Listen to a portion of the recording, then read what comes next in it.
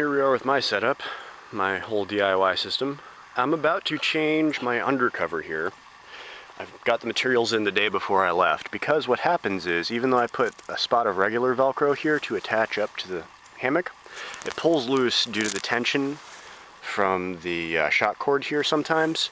Also, these cord locks are too heavy and tend to fall out of the channel here, pulling the channel together and then flopping against my knees when I walk when I use it as a poncho.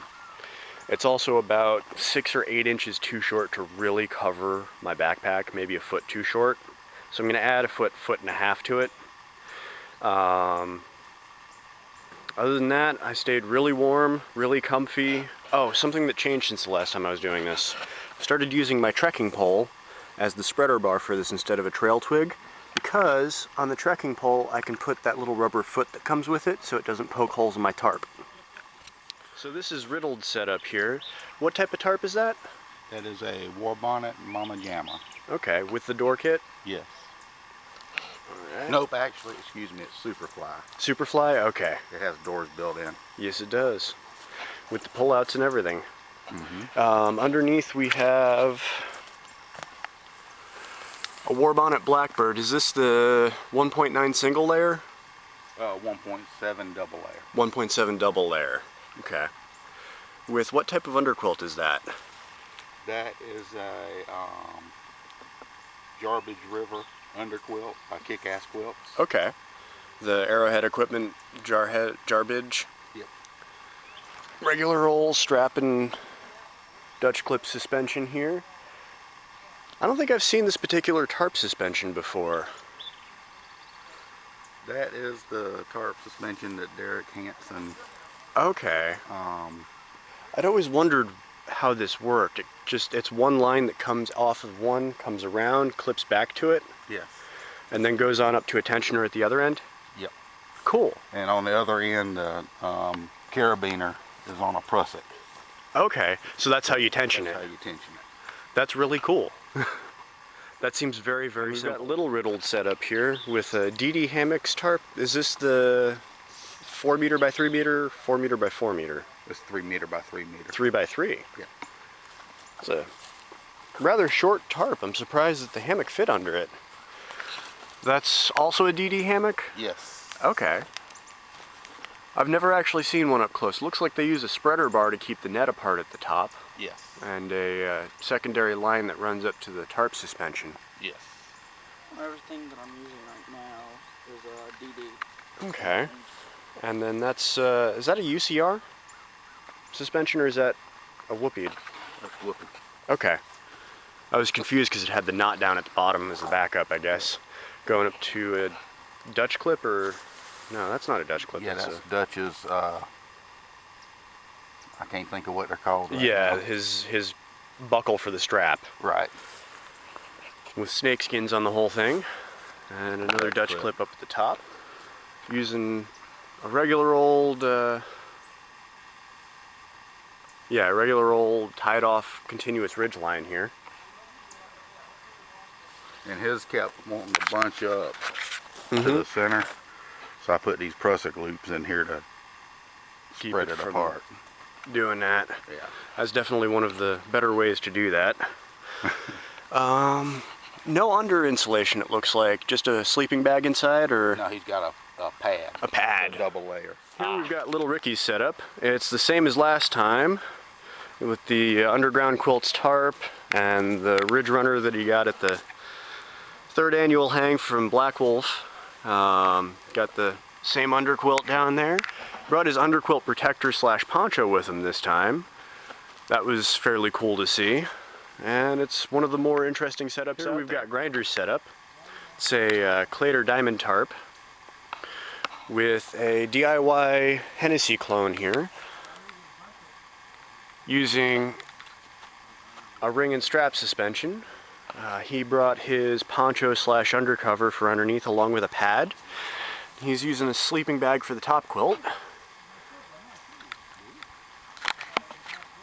It's a regular old rope suspension for the tarp here. Here we've got Skunk Ape set up with the Hammock Gear Cuban tarp. A Bias Weight Weenie Micro single layer. a Papa Smurf tool bug net, the bug tube style. He rigged up a piece of Tyvek that he uses as his all-purpose ground sheet as an undercover for the evening so he wouldn't get too cold on the bottom. What are you using for a top quilt? That's a Jack Better. A JRB top quilt, okay. The Shenandoah, okay. Has whoopee sling suspension with Dynaglide here. Here we've got Oh Boy's set up. He's got a War Bonnet Mama Jamba tarp in the camo pattern here. It's hooked up to what appears to be Fling It or Zing It. Going up and around and back down with a pair of beaners here. It looks like it's the Derek Hansen suspension again. It's got a Skeeter Beater Pro and a fleece sleeping bag in there. This is using the War Bonnet buckle suspension, the strap and buckle suspension. We got Duffy and Mighty Mouse's setups here. Duffy's running with a Spear Winter tarp and a War Bonnet Blackbird in here with the regular old strap and buckle. Has a JRB Greylock underquilt, the torso length. Hey Duffy, are you using the JCPenney top quilts? I am. Okay. JCPenney puffer top quilts made out of the puffies they were selling on sale a ways back. And then Mighty Mouse is right next door with yet another Spear Winter tarp, wonderful design. A JCPenney puffer underquilt and a JC puffer top quilt. Here we have Nuke of Hazard set up. He's using the War Bonnet Edge tarp here, hooked up to a regular line suspension. It's a CRL. Has the strap and buckle suspension here on his double layer 1.1 Blackbird. What'd you use for top quilt last night? I've got a Alpine Design 45-degree mummy bag just opened up and used it as a top quilt. So a 45-degree Alpine Design mummy bag. Did you use any kind of under insulation? I'm using a just blue closed cell foam pad with reflectors underneath. Okay, so a CCF with wings. Here we have Great White set up. It's mostly packed up, but he's got the Big Mama Jamba tarp from War Bonnet here. And the Blackbird. Is that a single layer or a double layer? That is a double layer 1.1. Double layer 1.1? It's the black model. Okay. It's now discontinued black model. Inside of homemade snakeskins with the buckle and strap suspension. Used a Reflectix pad and a fleece sleeping bag for this one. Here we have Life Scout's all DIY setup. Got his DIY tarp there. The 1.1 hammock there with Frunky style net with no elastic in the bottom.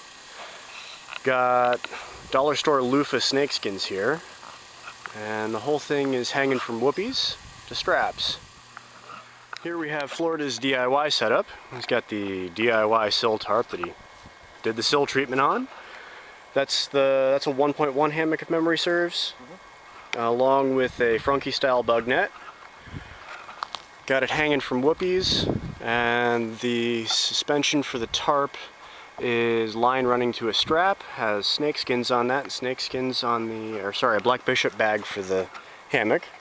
Has a new underquilt that he's testing out that he made himself. How'd that work out for you this trip? It worked out really well. And what were you using for top insulation this time? I was using a little fleece blanket. Yeah, fleece blanket. Had a pair of sandhill cranes come to visit. How are you two doing? Not sure if they're trying to beg food or if they're just wondering what the heck I'm doing.